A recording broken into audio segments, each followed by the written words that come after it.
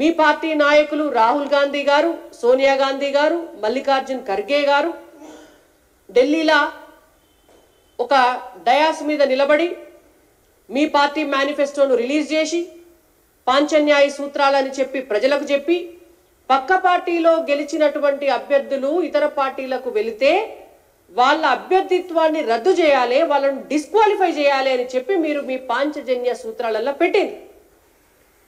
వాటిని కూడా కాలదన్ని ఇవాళ నియమాలు నిబంధనలు ఏమీ లేకుండా మీరు తెలంగాణ రాష్ట్రంలో పక్క పార్టీలలో గెలిచినటువంటి వాళ్ళను జాయిన్ చేసుకునేటందుకు మీకు సమయం ఉన్నది. వాటికి ఏ నియమాలు ఉండయి, వాటికి ఏ నిబంధనలు ఉండయి, మీరు మాట్లాడిన మాటలకు విలువ ఉండదు. మరి వాళ్ళ ప్రభుత్వ ఉద్యోగులకు ఇచ్చేటటువంటి ప్రమోషన్ల విషయంలో మాత్రం మీకెందుకు సమయం సరిపోతలేదు? మీరెందుకు వాటి గురించి ఆలోచిస్తలేరు?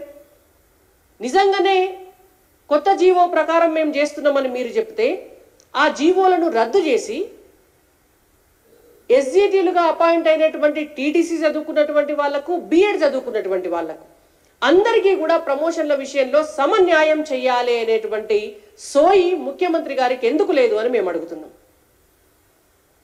గత 10 సంవత్సరాలుగా ప్రమోషన్లు లేవు. ఇవాళ మీరేదో ఇస్తాము అని ఒక ఆశ చూపినారు వాళ్లకు. మరి ఆ ఇచ్చే ఆశ చూపినటువంటి క్రమంలో సమన్యాయం చేయండి.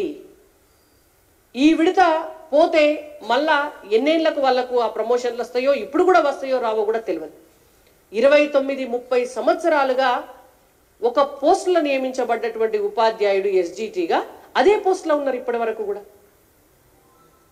మరి దీన్నంతా చూడడానికి ముఖ్యమంత్రి గారికి వెసులుబాటు లేదు.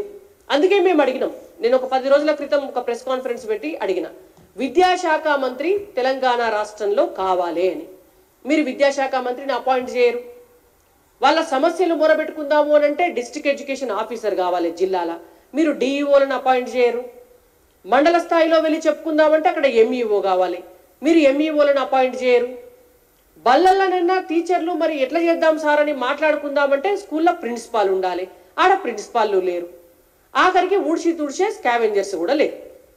అంటే ఈ దిక్కు దివానం లేని విద్యాశాఖలో ప్రమోషన్ల విషయంలో కూడా మీరు అన్యాయం చేయటం వల్ల ఇవాళ ఆ ప్రమోషన్ల విషయంలో అన్యాయం జరిగి అవేమన్నా ఆగిపోతే కూడా మళ్ళా ఖాళీ కావలసినటువంటి 11,000 పోస్టులు ఆగిపోతాయి.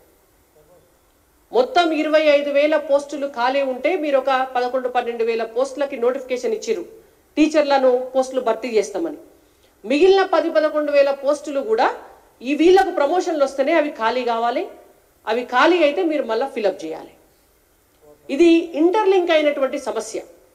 నిరుద్యోగులకు ఉద్యోగాలు రావాలన్నా, విద్యాశాఖలో టీచర్ల భర్తీ పూర్తి కావాలన్నా, దానికి ఇవాళ ప్రమోషన్స్ ఇచ్చే విషయంలో కూడా సమన్యాయం చేసి ప్రమోషన్స్లో ట్రాన్స్ఫర్స్లో మీరు నీతిగా వ్యవహరిస్తే పాఠాలు చెప్పేటటువంటి ఉపాధ్యాయుల గోసపుచ్చుకోకుండా ఇవాళ సమాజ హితం కోసం తెలంగాణలో బడుగు బలహీన వర్గాల పిల్లలు చదువుకునేటువంటి పేద విద్యాలయాలు బాగుండాలి, పేద పిల్లలు చదువుకునే బళ్ళల్లో పంతులు మనస్ఫూర్తిగా పనిచేసి వాళ్లకు పాఠాలు చెప్పాలి, 100% అక్కడ టీచర్స్ ఉండాలి అని అంటే మీరు ఇప్పటి నుంచే దాన్ని ఒక క్రమశిక్షణతోటి, చిత్తశుద్ధితోటి, విలువలతోటి, కొద్దిగా శ్రద్ధతోటి చేయాలని చెప్పి రేవంత్ రెడ్డి గారికి మేము సూచిస్తున్నాం.